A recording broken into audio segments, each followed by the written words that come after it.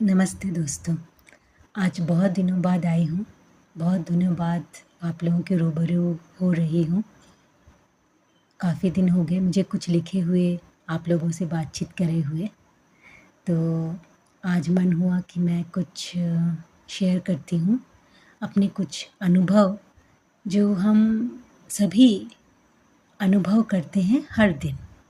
ऐसा नहीं है कि सिर्फ़ मैं ही एक्सपीरियंस करती हूँ या अनुभव करती हूँ, आप सभी छोटे या बड़े सभी अनुभव करते होंगे। उससे पहले आप सभी को बहुत सारा प्यार, बहुत सारा धन्यवाद। मेरे सभी सब्सक्राइबर्स को बहुत-बहुत धन्यवाद। मेरे नए सब्सक्राइबर्स को ढेर सारा वेलकम और दिल से प्यार। इसी तरह मेरे चैनल को सब्सक्राइब करते रहिए, जिससे मैं जिस उद्देश्य से आगे बढ़ रही हूँ, उसमें कामयाब रहूँ और मेरा उद्देश्य सबके हित में है, सबकी भलाई, सबकी अच्छाई में है, सबकी खुशियों में है। कुछ नया लिखकर अगर मैं कुछ मतलब कर पाऊँ, मतलब कुछ चिंतन में अगर कुछ बदलाव ला पाऊँ, तो मैं अपने आप को शुक्रगुज़ार समझूँगी। आप लोग प्लीज़ मेरे चैनल को सब्सक्राइब करते रहिएगा, हाथ जोड़कर विनती है। Thank you so much.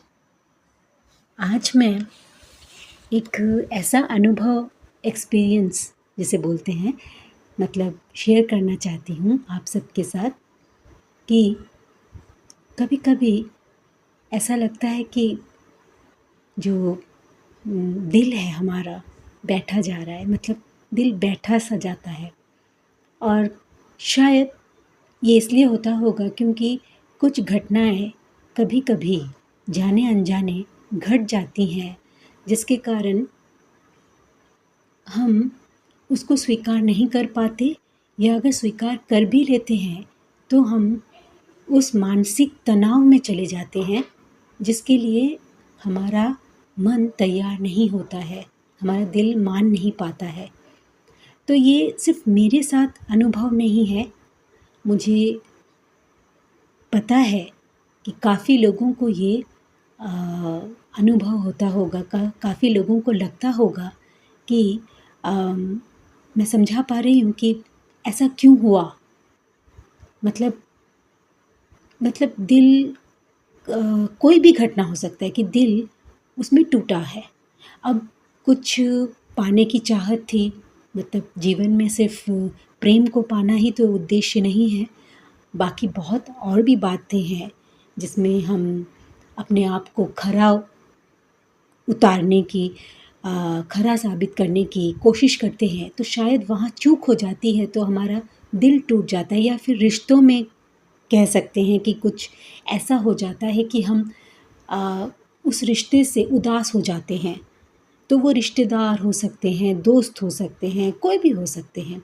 तो वो कोई भी घटना हो सकती है जिसका कोई मतलब नाम नहीं दे सकते, जो हमें एक बहुत ही उस मानसिक तनाव की तरफ ले जाती है, जिसे हम अंग्रेजी में बोलते हैं डिप्रेशन या स्ट्रेस। तो ये मेरे साथ तो होता है, तो मैंने सोचा क्यों ना मैं ये अनुभव शेयर करूं कि मेरे साथ जब होता है तो शायद आप लोगों के साथ भी होता होगा। और ये नेचुरल है ये होना, ये कोई मतलब अननेचुरल बात तो नहीं है कि नहीं हो सकता, या कोई इस दौर से गुज़रता नहीं है। कोई भी गुज़र सकता है, कोई भी, किसी भी उम्र का शख्स इस दौर से, इस मानसिक तनाव से गुज़र सकता है, जहाँ लगता है कि आगे अब और कुछ नहीं।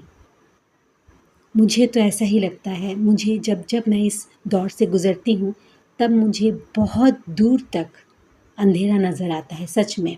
मतलब मतलब जो मैं अंधेरा फ़ील करती हूँ, जो मैं समझ सकती हूँ कि दूर-दूर तक मुझे लगता है कि आस-पास कोई मतलब कोई रोशनी, कोई उम्मीद, जिसे हम इस शब्द को पकड़ सकते हैं, उम्मीद, उम्मीद नज़र नहीं आती है। तो वो कोई भी घटना हो सकती है और वो किसी बात से भी जुड़ी हो सकती है।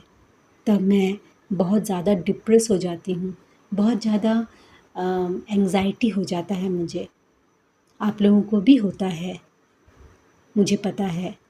और उस तनाव से, उस समय से निकाल पाना खुद को एक विजेता के रूप में देखा जाना चाहिए। मतलब उस दौर से या उस समय से निकल पाना बहुत मुश्किल होता है, क्योंकि अक्सर हम अपने आप को उस समय, उस गुज़रते वक्त में अकेला पाते हैं।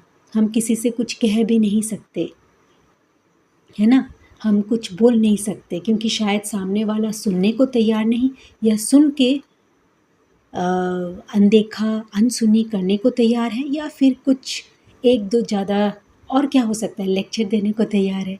लेकिन उस समय जो मन की स्थिति होती है, उस समय लगता है ये युद्ध हार जाएंगे।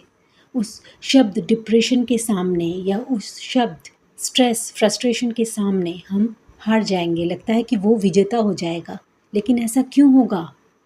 वो तो मेरे ही मन का ख्याल है, क्योंकि मैंने उस घटना को इतना प्रधानता दे दी है कि वो मेरे ऊपर हावी होने लगा है ना? या आपके ऊपर हावी होने लगा है। आप बोल नहीं पा रहे हो किसी को, लेकिन ये आपका जीवन है। सब कुछ आपके हाथ में है कि आप खुश होगे या उसको स्वीकार कर लोगे, उस मानसिक तनाव को, और ऐसे आगे बढ़ोगे इसके साथ। क्या फ़ायदा होगा? फ़ायदा नुकसान हर जगह थोड़ा बहुत तो होता है, ये मानना ही पड़ेगा हमको। लेकिन वही मैं बोल रही हूँ, अगर हम इसको लेके चलेंगे साथ में, इस मानसिक तनाव को लेके, इस स्थिति को लेके, क्या मेरा फ़ायदा होगा? क्या मेरे साथ जुड़े लोगों का फ़ायदा होगा? और जो मैंने सपने देखे हैं, या आपने जो सपने देखे हैं कुछ बनने के लिए, ये ज़रूरी नहीं कि नाम कमाना ही पड़ेगा या पैसे कमाने पड़ेंगे। नहीं, मेरे जीवन का कोई उद्देश्य तो है कि मैं जिसमें कुछ करके दिखा सकती, मतलब कुछ अपने आप को, अपने जो आइडेंटिफिकेशन है, अपना जो मतलब इंडिविजुअलिटी है, उसको मैं प्रूफ तो कर सकती हूँ। लेकिन मानसिक तनाव के चलते ये बिखरने लगता है, इसकी कोई सीमा नहीं रहती इस मानसिक तनाव की। तो मैंने ये बहुत ज़्यादा अनुभव किया है कि ऐसा नहीं है कि खुशियाँ ही मेरे जीवन में स्थायी है, अस्थाई है। खुशियाँ आती हैं, जाती हैं, और जैसी ही जाती हैं तब इस दौर का आना अनिवार्य है। लेकिन मैं इसको मान नहीं सकती। तब मैंने इसको पीछे रखने का, मतलब इसको जीतने ना देने का अपने आप से वादा किया है। और किस तरह से? कई कई चीज़ें हैं, कई चीज़ें कर सकते हैं जिससे हम इस मानसिक तनाव को जीतने ना दे सके। कि नहीं, तुम मेरे ही बनाए हुए ख्याल हो और तुमको मेरे ऊपर हावी नहीं होने दे सकते। जो होना था वो हो गया, वो मेरे हाथ में था नहीं, वो हो गया। अब वो मेरे लिए ठीक नहीं था, ठीक है, वो घटना मेरे लिए ठीक नहीं था या ठीक नहीं था। अब उससे हम लड़ के उस घटना को ठीक तो नहीं कर सकते, लेकिन इस मानसिक तनाव में भी नहीं जा सकते। तो कभी कभी ऐसा होता है कि सुबह उठ के लगता है कि वो ताज़गी नहीं है, वो जीने का जो जज्बा है वो कहीं कहीं मतलब खोया खोया सा है, मतलब कहीं दिख नहीं रहा है। मतलब इस तनाव के अंधेरे में सब कुछ गुम हो गया है, खो गया है, और ऐसा मैं चलने नहीं दे सकती। तब मैं क्या करती हूँ, तब मैं खुद को मतलब इस तरह से मतलब अपराइट, मतलब जगाने की कोशिश करती हूँ, ऐसे उकसाती हूँ कि मैं उस मानसिक तनाव को कुछ गीतों के माध्यम से, कुछ गीत सुन के मतलब ना जीतने देने की कोशिश करती हूँ। और फिर से जो मेरे अंदर जो जज्बा था जो किसी घटना के कारण टूट चुका है, बिखर चुका है, उस जज्बे को जागृत करती हूँ। कुछ ऐसे गीत सुनने शुरू कर देती हूँ। वो सुबह हो सकता है, वो दिन में हो सकता है, या शाम को हो सकता है। जब भी मुझे मानसिक तनाव घिरती है तब मैं समझ जाती हूँ, मैं समझाती हूँ कि मैं कौन हूँ। तब मैं ये गीत सुनती हूँ। कुछ गीत हैं उनमें से जिन्हें मैं आपके साथ शेयर करना चाहती हूँ, जैसे हैं फाइटर फिल्म से। मैं फिल्मों के गीतों की बात कर रही हूँ। तो ये है फाइटर फिल्म। उसमें एक गाना है हीर आसमानी। आप सुनना हेडफोन लगा के, वो आपको अंदर तक उत्तेजना या फिर नए उमंग से भर देगा। एक एक ऐसा उमंग जिसमें आपको लगेगा कि हाँ, यहाँ गीत का अर्थ मायने कुछ अलग है, लेकिन आपके साथ भी रिलेट होगा। आप उस जगह अपने आप को देखोगे। वैसे तो नहीं बन पाओगे, ये एक एयरफोर्स के सैनिक की ज़िंदगी की कहानी है, लेकिन हम उस शायद बन जाए कोई। लेकिन हम सभी तो वैसे नहीं बन पाएंगे, लेकिन उस गीत के माध्यम से अपने आप को मतलब उमंग से भर सकते हैं। अपने सपनों को उसमें फिट कर सकते हैं उस गीत के माध्यम से, कि उस जगह वो जो गीत जिस जगह जिस गाने में जिस बात की जा रही है, उस जगह अपने सपने को रख सकते हैं और उस गीत में अपने आप को ढाल के, उस गीत को सुन के अपने आप को खुश कर सकते हैं। फिर एक और गीत है सदमा फिल्म से, वो है ऐ ज़िंदगी गले लगा ले। हमने तेरे हर गम को खुशियों से गले लगाया है। मतलब ये जो लाइन ऐसा हो शायद इसमें गलती भी हो, तो सही तो है। हमने तुम्हें बहुत मौके दिए हैं, हमने तुम्हारे हर गम को, आने वाले गम को खुशी से गले लगाया है।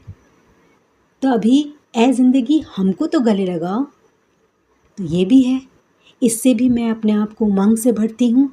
एक और गाना है जो मतलब वेस्टर्न सॉन्ग है ये, लेकिन अनस्टॉपेबल बोल के है। सिया इसकी सिंगर है, ऑस्ट्रेलियन सिंगर है। आप इसको सुनो, इसके वर्ड्स को। मुझे पता है आप लोग में से बहुत सुनते हो, तो हेडफोन लगा के जब भी अपने आप को डिप्रेशन में पाओ ना, तो फर्स्ट ये सॉन्ग सुनो।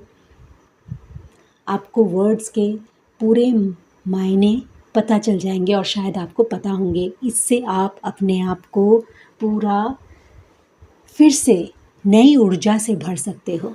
अपने सपने को वहाँ फिट कर सकते हो उस गाने में, और बोल सकते हो अपने मन को इस गाने को सुनते सुनते कि यस, आई एम अनस्टॉपेबल।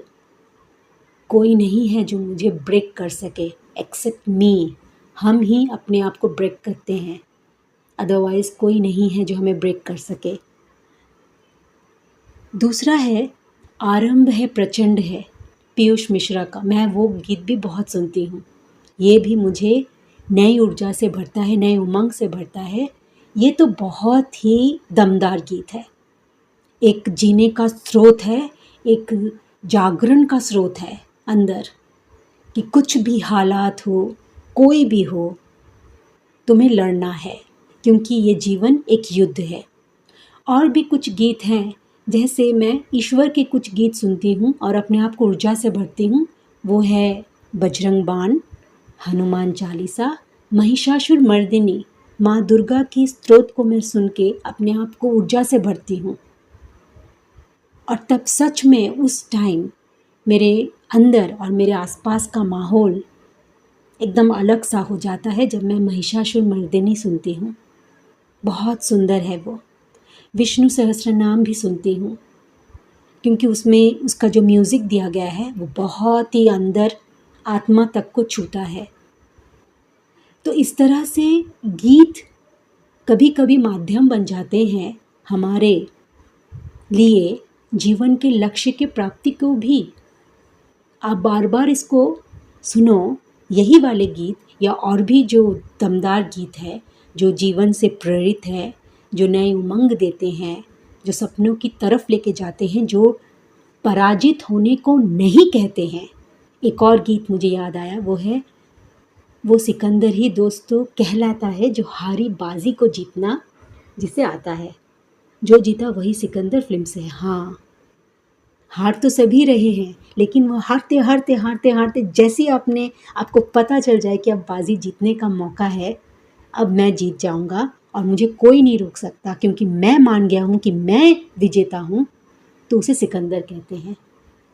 तो इस तरह से मैं यही शेयर करना चाहती थी कि कभी कभी मैं बहुत डिप्रेस हो जाती हूँ, तब मैं नहीं खुद को बोलती हूँ कि नहीं जाना है मुझे इस मानसिक तनाव के अंधेरे में, और मैं इन गीतों के माध्यम से अपने आप को प्रेरित करती हूँ, मतलब ऊर्जा से भरती हूँ, उमंग से भरती हूँ। और जो मेरा लक्ष्य है, एक लक्ष्य आप लोग हो कि आप लोगों के दिलों तक पहुँचूँ, आप लोगों के आत्माओं तक पहुँचूँ, आप लोगों के लिए खुशी का कारण बनूँ।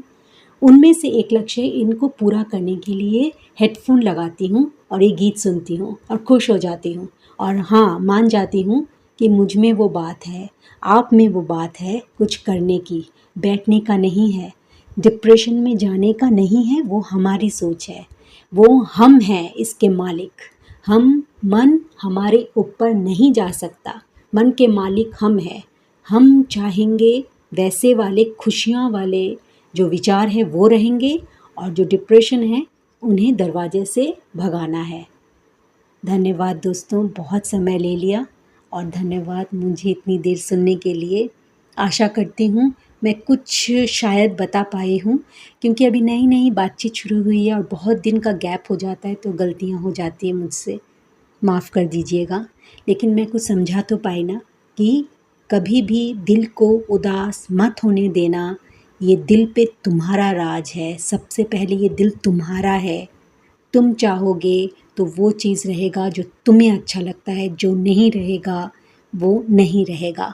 जो दिल को उदास करने वाली बातें होती हैं कभी नहीं रखना है। और फिर भी अगर नहीं मान रहा है तो कुछ ऐसे ही उमंग या फिर गीत, देशभक्ति गीत या ईश्वर के गीत सुनने ही पड़ेंगे, क्योंकि गीत बहुत ही अच्छे माध्यम होते हैं हमें हमारे लक्ष्य तक पहुंचने का। आप गौर से समझिएगा, सुनिएगा, देखिएगा, अनुभव करिएगा। हाँ, होते हैं।